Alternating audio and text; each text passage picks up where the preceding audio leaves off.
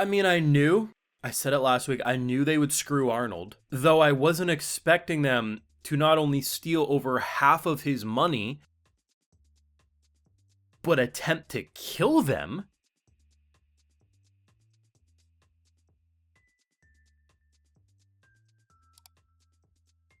But the biggest disbelief I had watching the final episode, how much money does Cry owe Citri? Like, a lot of money. A lot of money. And I will not deny, this is probably one of his nicer moments. Is it tied together with questionable behavior? Yes, but ignore that. At the end of the day, he gave up on the mask initially at face value to say, hey, this girl, this is a sentimental value thing, this big golem, we're going to use all the money we came with. Even if most of that money, all of that money, was hers more or less, minus the check he gave. It still is an emotional gesture. Like, hey, screw what I want. Even if this thing is an abomination, we'll let the world deal with that. I want you to be happy. It's actually a very nice moment.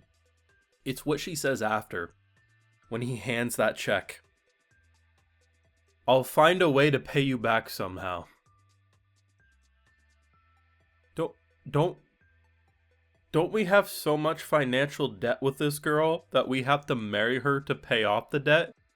And somehow he Uno reversed it because... Lord have mercy. Oh, full live reactions over on Patreon, you know the drill, over there exclusively. There's no damn season 2 announcement, but with how they end the episode, especially if you watch the credits, like a third of the way through the credits, they start playing a little extra. It's clear they're hinting at a season 2. I do think we will see one. I just think it's one of those cases where it wasn't initially planned in the production pipeline right away, but is getting greenlit as we speak, sort of a thing. I'm gonna say something bold. I still firmly think Orb on the Movements of the Earth is still the best overall new anime of the season. I still firmly believe that's anime of the season. And if you follow the channel long enough, you know I don't consider sequels or carryovers to be in like anime of the season running. But if you're asking me what's the show I enjoyed the most, this one. This is like a favorite level category enjoyment. I could watch 100 episodes, probably in one sitting. I would look dead after about 50 of those episodes, but I'd keep going. There's something about the way the characters clicked for me that has clicked harder for me than shows that, you know, I enjoy, I love.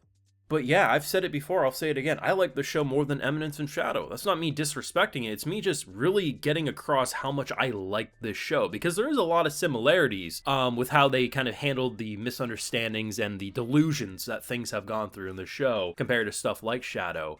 All I can hope is this show can get at least as many episodes as that, because Jesus. The bidding scene itself is actually really fun and actually surprisingly heartwarming. So, I said last week, I expected Arnold's gonna get screwed and somehow Cry's gonna fall upwards, because that's his existence. And, they roll out, so there's like all these items. There's a mirror shield, a sword, I think the sword extends or something. And he's like, damn, if only I didn't have this mask that I have to buy. There's all these items I want. Boy golly, we only got almost $1 billion to work with, and we gotta buy the thing you came here for. Boo-hoo, rich person problems. And then this big golem comes out, and they do a little flashback reminder, say, hey, this is actually sentimental. We got the beast, but we also need this. And she's pretty much saying, like, don't worry about it. And then he's like, no, let's do this, right? And it's actually a really nice moment. Yes, it's technically her money, but this was money that she said we can use for your thing. This is an important thing. This is just my heart wants it. And he immediately says, screw the mask. On one hand, you know, at face value, this is being said, you know, obviously we know he's bullshitting. Turns out the mask was dangerous, mind you, but from his point of view, it's a mask that can shapeshift his persona and his overall appearance, right? But, you know, the idea of just saying, I don't give a shit about that, your needs are just as important, and using all the money, plus a little of his own, to basically get this, is actually a really sweet moment. It's arguably his sweetest moment. Yes, it's tied with comedy, but you can't deny, like, yeah, this is, like, that's sweet as hell, man. But I love how this is a show that's comedy first and foremost, so we can't leave it too sweet. I'll find a way to pay you back. We're gonna enter season 2, and she's gonna be like, how can I pay you back? Like, she's gonna ignore the... We were at a situation where this crazy bitch could have forced him at gunpoint to marry her. because of how much he owed. And the funniest part too is he just walks away after that. Well, I don't have money. And he's like, oh shit, yeah, that mask going to a girl. I got it. I'll give it to my pal who we haven't seen since I think the 3rd episode or something. And all he's there for is to clean up my mess, and then I'll buy it off him with the family and friends discount. Buddy comes in being like, why does Cry do this to me? Why does he nerf me? Why does he send me on these missions? Only to then get the mask. He puts it on, learns, oh shit, it's not the mask I thought it was. The thing reads his stats. Like I think it was E- or something like that, and all of his stats were bullshit, like super low, with quote unquote no motivation. Brilliant. Well, it's a talking mask. We're gonna come into season 2, and that apocalypse level mask is gonna be hanging over his chair, and it's gonna be shit talking him, isn't it? But the worst part of the whole thing, I've been saying it for a bit, and I'm thankful that seemingly the anime community isn't being mindless haters on Arnold. Because often when you have a character like Arnold who's like not on the protagonist's side and like pushes back against them, usually it's like, why is he like that? But I think it helps that I think we collectively accept that Cry's a douchebag. Like sometimes he's like not meaning to be, but he kind of is.